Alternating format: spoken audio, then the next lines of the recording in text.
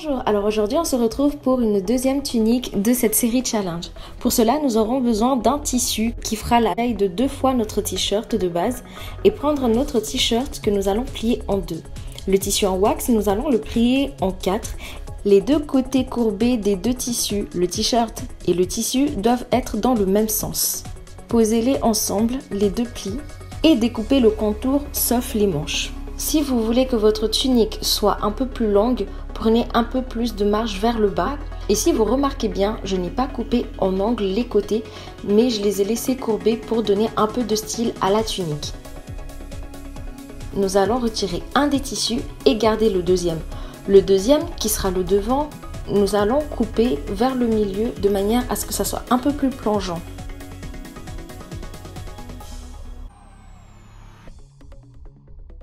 Après avoir coupé ces deux tissus, nous allons les positionner sur un autre tissu pour dessiner la parmenture.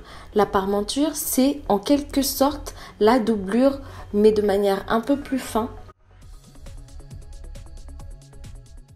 Après avoir tracé le contour du haut, du devant et du derrière, nous allons retirer le tissu et faire une parallèle de ce dessin avec une largeur de 3 cm.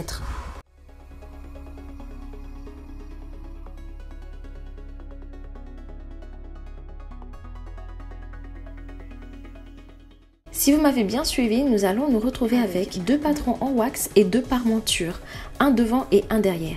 Nous allons positionner bord à bord, endroit contre endroit, la parmenture avant et le patron avant. Pareil pour l'arrière. Passez ça à la machine et n'hésitez pas à retourner votre parmenture en la mettant à l'intérieur et repasser une deuxième couture par-dessus pour sécuriser et faire tenir la parmenture à l'intérieur.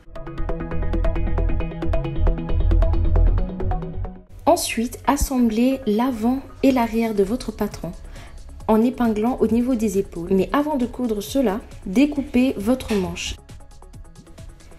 Après avoir découpé les manches, nous les mettons de côté et nous allons coudre les 2 épaules de notre patron.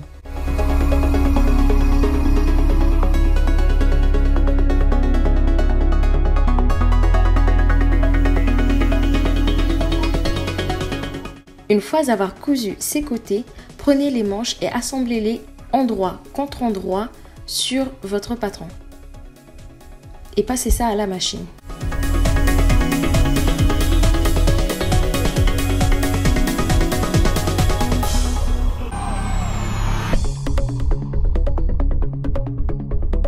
Maintenant, nous allons retourner notre création à l'envers et coudre les 2 côtés. N'oubliez pas de faire les ourlets, les finitions.